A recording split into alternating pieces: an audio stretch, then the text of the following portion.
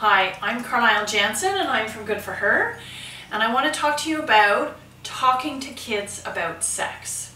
This is a very challenging topic for a lot of people, and I know for myself as a parent, thinking about my children having sex or being sexual terrifies me. But rather than avoiding it, we need to meet it head on.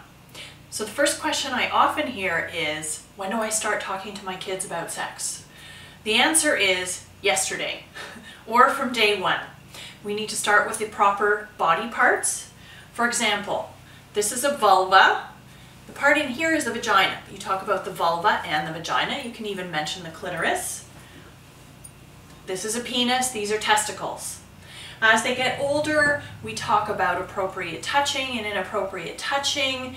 As they get older than that, we talk a little bit more about how babies are formed. We talk a little bit about sexual activities, and I generally follow my kids' lead.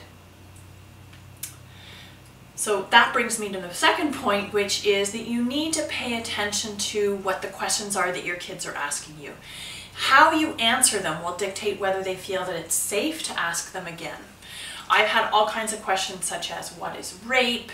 What's a condom? Do you lose a testicle when you have sex? So I find that my kids come to me because they know that they're going to get an honest answer. Don't answer them with huge long explanations. Go according to what age they are. So for example, what is a condom? If your child is young, maybe under 4 or 5, you might want to say it's something that adults use to have sex. Maybe when they're older, 9, 10, or 11, and they understand the concept of intercourse, then you tell them it's something that you put on the penis that prevents the sperm from coming in contact with the other person's body. It prevents infections and pregnancy. The third thing is you need to pay attention to what they're looking at, what they're talking about. I listen to the lyrics of the songs, and we have discussions about, how do you think the people are treated? How do you think they're valued?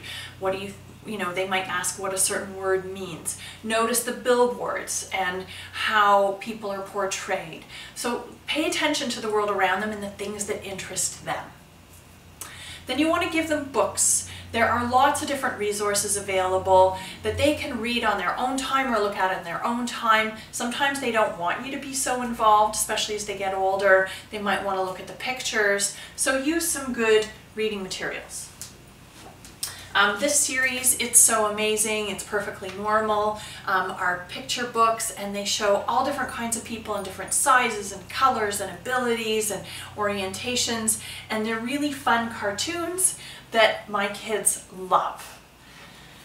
When they're older, there are lots of other resources. These are another Canadian, Toronto-based resource, the Little Black Book for Guys and the Little Black Book for Girls, written by youth, for youth, on lots of different topics in their language and things that they're interested in talking about. So this would be more for like 14, 15 age group. Finally, you are a sex educator. They are watching you. You are modeling how you interact, how you carry yourself, how you talk about things, how you interact with a partner. So be aware of that. Be conscious of your values. Be clear to express those when you're talking to your kids. And what you'll find is they're going to come to you, they're going to ask you questions, and they're going to want to know more. And have no fear. Just because you talk about sex does not encourage them to have more sex.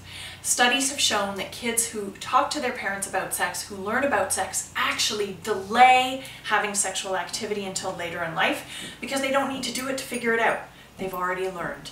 And so it's healthy to talk to our kids, and it will build a stronger relationship between the two of you. We'd love to hear from you, your comments, your questions. Please check us out on Facebook or Twitter at Good for Her. We'll see you next time.